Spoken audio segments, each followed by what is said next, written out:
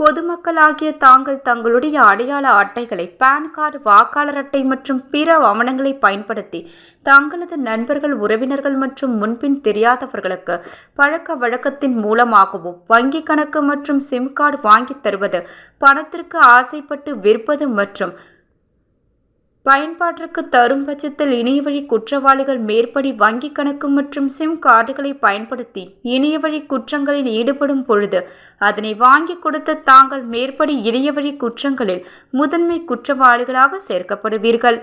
மேலும் தற்பொழுது நடைபெறும் இணையவழி குற்றங்களில் 85% குற்றங்கள் ஆன்லைனில் பணம் இழப்பது சம்பந்தமாக வருகிறது.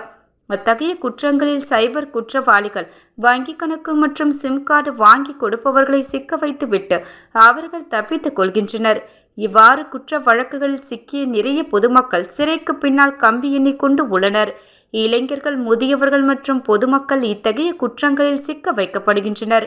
எனவே பொதுமக்கள் யாரும் தங்களுடைய அடையாள அட்டைகளை, ஆதார் கார்டு, பான் கார்டு, வாக்காளர் அட்டை மற்றும் பிற ஆவணங்களை பயன்படுத்தி தங்களது நண்பர்கள், உறவினர்கள் மற்றும் முன்பின் தெரியாதவர்களுக்கு வங்கிக் கணக்கு மற்றும் சிம் கார்டு வாங்கித்தர வேண்டாம் என்றும், இணையவழி குற்றவாளிகள் வங்கிக் கணக்கு மற்றும் சிம் கார்டை பயன்படுத்தி இணையவழி குற்றங்களில் ஈடும் பட்சத்தில் அதன் உரிமையாளர்கள் மீது சட்டப்படி கடுமையான நடவடிக்கை எடுக்கப்படும்.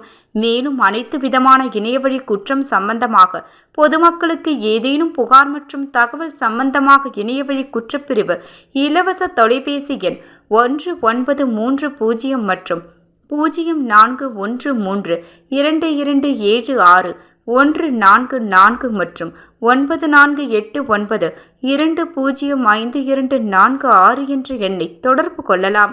மேலும் www.cybercrime.government.in என்ற இணையதளம் மூலமாகவும் புகார் அளிக்கலாம் என தெரிவிக்கப்பட்டுள்ளது.